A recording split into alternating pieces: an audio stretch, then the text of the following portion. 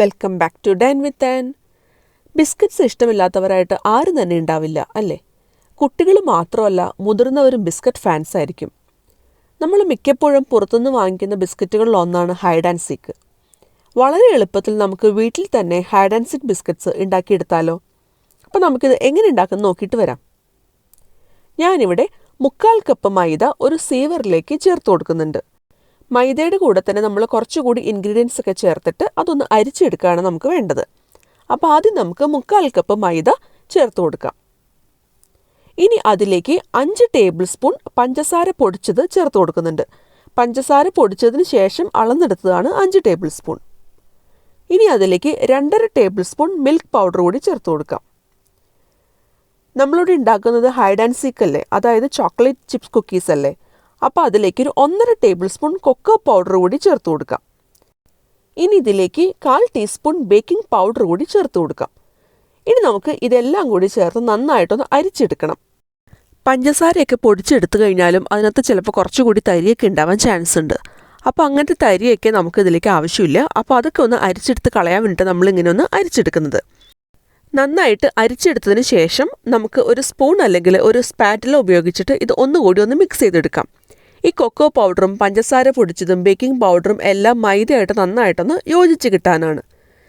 ഇനി നമ്മളിതിലേക്ക് 60 gram unsalted ബട്ടറാണ് ചേർത്ത് കൊടുക്കുന്നത്.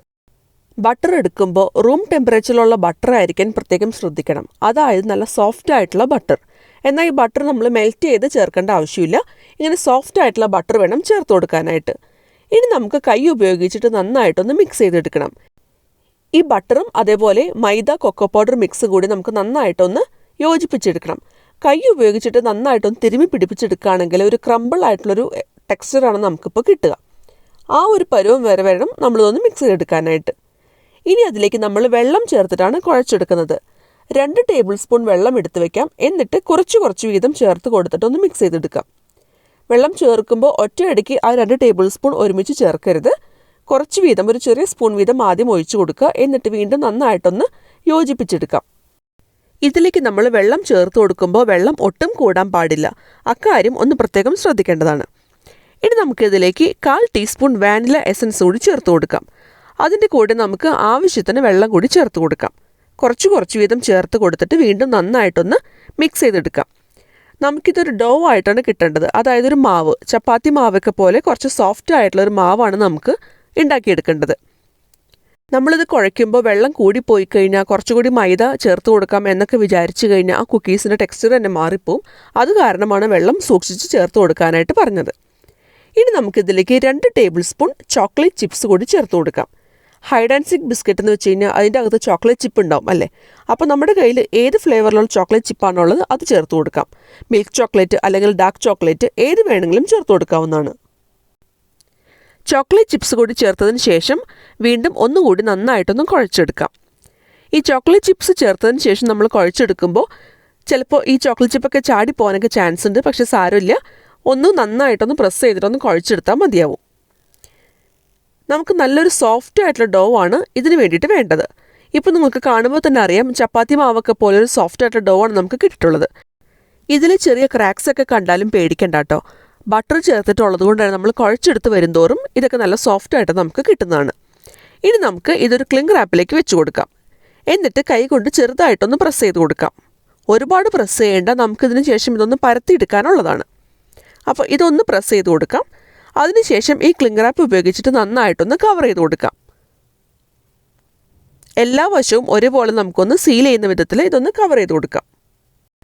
ഇത് കവർ ചെയ്തതിന് ശേഷം നമുക്കിത് വീണ്ടും ഒന്നുകൂടി ഒന്ന് പ്രസ് ചെയ്ത് കൊടുക്കണം. ഒന്ന് ചെറുതായിട്ടൊന്ന് പരത്തി കിട്ടുന്നത് വരെ നമുക്കൊന്ന് പ്രസ് ചെയ്ത് കൊടുക്കാം. ഇനി നമുക്കിതൊരു അരമണിക്കൂറെങ്കിലും ഒന്ന് ഫ്രിഡ്ജിൽ വെച്ചൊന്ന് തണുപ്പിച്ചെടുക്കണം. നമുക്കിത് പരത്താനായിട്ട് സൗകര്യത്തിന് കുറച്ച് ഹാർഡായി കിട്ടണം. അതിന് വേണ്ടിയിട്ട് നമ്മളിങ്ങനെ ഫ്രിഡ്ജിൽ വെച്ചൊന്ന് തണുപ്പിച്ചെടുക്കുന്നത്. ഇനി നമ്മളൊരു കൗണ്ടർ ടോപ്പിൽ കുറച്ച് മൈദ ഒന്ന് തൂക്കി കൊടുക്കാം. അതിലേക്ക് നമ്മൾ എടുത്തു വെച്ചിട്ടുള്ള ഈ ഡോ ഒന്ന് വെച്ച് കൊടുക്കാം. ഇനി ഇതിനെ ഞാനൊന്ന് 2ആക്കി ഒന്ന് മുറിച്ചെടുക്കുന്നുണ്ട്. എന്നിട്ട് ഒരു പകുതി വീണ്ടും ക്ലിംഗ് റാപ്പ് ചെയ്ത് ഫ്രിഡ്ജിലേക്ക് തന്നെ സൂക്ഷിച്ചെടുത്ത് വെക്കണം. നമ്മൾ പരത്തുന്നത് വരെ അത് ഫ്രിഡ്ജിൽ തന്നെ ഇരുന്നോട്ടെ. ഇനി നമുക്ക് മറ്റേ പകുതി ഒരു ചപ്പാത്തി പ്രസ് ഉപയോഗിച്ചിട്ട് നന്നായിട്ടൊന്ന് പരത്തിയെടുക്കണം. ഇത് പരത്തുമ്പോൾ പൊട്ടിപ്പോകാതിരിക്കാനായിട്ട് മാക്സിമം ശ്രദ്ധിക്കാട്ടോ. ഇനി നിങ്ങൾക്ക് പൊട്ടിപ്പോന്നും തോന്നുകയാണെന്നുണ്ടെങ്കിൽ ഒന്ന് കൈകൊണ്ട് ചെറുതാക്കി ഒന്ന് പ്രസ്സൊക്കെ ചെയ്തൊന്ന് കൊടുത്താൽ മതിയാവും. ഒന്ന് ഇടയ്ക്കൊന്ന് തിരിച്ചൊക്കെ ഇട്ട് ഒന്ന് ചെറുതാക്കി ഒന്ന് പരത്തി കൊടുക്കാം. കുറച്ചുകൂടി മൈദ ഇതിൻ്റെ മീതെയൊക്കെ തൂകണം എന്നുണ്ടെങ്കിൽ മാത്രം നമുക്ക് തൂകി കൊടുക്കാം, അല്ലാന്നുണ്ടെങ്കിൽ തൂകേണ്ട ആവശ്യമില്ല. ഇനി നമുക്ക് കൈ ഉപയോഗിച്ചിട്ട് സൈഡൊക്കെ ഒന്ന് ചെറുതാക്കി ഒന്ന് ഷേപ്പ് ചെയ്ത് ഒരു റെക്റ്റാങ്കിൾ ഷേപ്പിലേക്ക് നമുക്കൊന്ന് ആക്കിയെടുക്കണം. ഇത് നമുക്ക് മുറിക്കാൻ സൗകര്യത്തിൽ നമ്മളിങ്ങനെ റെക്റ്റാങ്കിൾ ഷേപ്പിലാക്കുന്നത്. എന്നിട്ട് വീണ്ടും ഒന്നുകൂടി ഒന്ന് പരത്തി കൊടുക്കാം. നല്ല കനം കുറച്ച് വേണം നമ്മളിത് പരത്തിയെടുക്കാനായിട്ട്. സാധാരണ ഹൈഡ് ആൻഡ് സീക്ക് ബിസ്ക്കറ്റ്സ് നമ്മൾ കടയിൽ നിന്ന് വാങ്ങുമ്പോൾ നമുക്കറിയാം അതിന് എത്രത്തോളം തിക്നെസ് ഉണ്ടാവുമെന്ന് അല്ലേ. അപ്പോൾ ആ ഒരു തിക്നെസ് കണക്കാക്കി നമുക്കിത് കനം കുറച്ചിട്ട് ഒന്ന് പരത്തിയെടുക്കാം. ഇനി ഞാനിവിടെ കത്തി ഉപയോഗിച്ചിട്ട് എൻ്റെ സൈഡൊക്കെ ഒന്ന് മുറിച്ച് മാറ്റിയിട്ട് കറക്റ്റായിട്ടുള്ള ഒരു സ്ക്വയർ ഷേപ്പാക്കി എടുത്തിട്ടുണ്ട്. അങ്ങനെയാണെങ്കിൽ നമുക്ക് കറക്റ്റായിട്ട് ഈവൻ ആയിട്ടുള്ള കുക്കീസ് അഥവാ ബിസ്ക്കറ്റ്സ് നമുക്ക് കിട്ടും. ഇനി ഞാനിവിടെ ഒരു സ്ക്യൂറാണ് എടുത്തിട്ടുള്ളത്. എന്നിട്ട് അതുകൊണ്ട് ഇതുപോലെ ഒന്ന് പ്രസ് ചെയ്ത് ആ ഒരു ഷേപ്പ് ഹൈഡ് ആൻഡ് സീക്കിൻ്റെ മീതെയുള്ള ആ ഒരു ഷേപ്പ് ഉണ്ടാക്കിയെടുക്കുന്നുണ്ട്. നിങ്ങളുടെ കയ്യിൽ സ്ക്യൂവേഴ്സ് ഇല്ലാന്നുണ്ടെങ്കിൽ ഒരു ഐസ്ക്രീം സ്റ്റിക്ക് എടുത്താലും മതിയാവും. എന്നിട്ട് ഇതുപോലെ ഒന്ന് ചെറുതാക്കി ഒന്ന് പ്രസ് ചെയ്ത് കൊടുത്ത് ഷേപ്പ് ഉണ്ടാക്കിയെടുക്കാം. ഞാനിപ്പോൾ ഇത് സ്ക്വയറായിട്ട് മുറിച്ചെടുത്തിട്ടുള്ളത് കൊണ്ട് തന്നെ ഇത് കറക്റ്റായിട്ട് നമുക്ക് മുറിക്കാൻ സൗകര്യം ഉണ്ടാവും.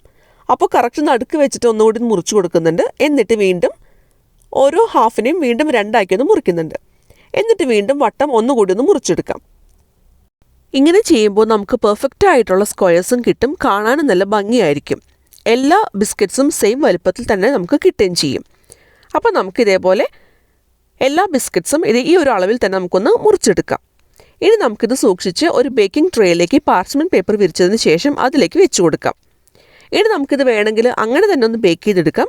ഞാനിപ്പോൾ ഇതിൻ്റെ മീതെ കുറച്ച് ചോക്ലേറ്റ് ചിപ്സ് വെച്ചിട്ട് ഗാർണിഷ് ചെയ്യുന്നുണ്ട്. ഇത് തികച്ചും ഓപ്ഷണലാണ് കേട്ടോ. കാണാനൊക്കെ കുറച്ചൊരു ഭംഗി ഉണ്ടാവാൻ വേണ്ടിയിട്ട് മാത്രമാണ് ഞാനിങ്ങനെ ഇതിൻ്റെ മീതെ കുറച്ച് ചോക്ലേറ്റ് ചിപ്സ് വെച്ചിട്ടൊന്ന് ഗാർണിഷ് ചെയ്യുന്നത്. നിങ്ങൾക്ക് ഇങ്ങനെ ഗാർണിഷ് ചെയ്യാൻ താല്പര്യമില്ല എന്നുണ്ടെന്നുണ്ടെങ്കിൽ ഈ ഒരു സ്റ്റെപ്പ് നിങ്ങൾക്ക് സ്കിപ്പ് ചെയ്യാവുന്നതാണ് കേട്ടോ, കുഴപ്പമൊന്നുമില്ല. കുട്ടികൾക്കൊക്കെ ഉണ്ടാക്കി കൊടുക്കുകയാണെന്നുണ്ടെങ്കിൽ ഇതുപോലെ ചോക്ലേറ്റ് ചിപ്സ് വെച്ചിട്ട് ഗാർണിഷ് ചെയ്യുകയാണെങ്കിൽ നന്നായിരിക്കും കേട്ടോ. ഇതുപോലെ നമുക്ക് എല്ലാ ബിസ്ക്കറ്റിൻ്റെ മീതെ ചോക്ലേറ്റ് ചിപ്സ് വെച്ചിട്ടൊന്ന് ഗാർണിഷ് ചെയ്യാം. 160 ഡിഗ്രീസിൽ പ്രീഹീറ്റ് ചെയ്ത് വെച്ചിട്ടുള്ള അവനിൽ വെച്ചിട്ട് 20 മുതൽ 23 മിനിറ്റ് വരെ നമുക്കൊന്ന് ബേക്ക് ചെയ്തെടുക്കാം. ബേക്ക് ചെയ്തെടുത്തതിന് ശേഷം ഈ കുക്കീസ് നന്നായിട്ട് ചൂടാറുന്നത് വരെ നമുക്കൊന്ന് വെയിറ്റ് ചെയ്യണം. അതിനുശേഷം മാത്രമാണ് നമ്മളിതിൽ നിന്ന് ഇളക്കിയെടുക്കാൻ പാടുള്ളൂ.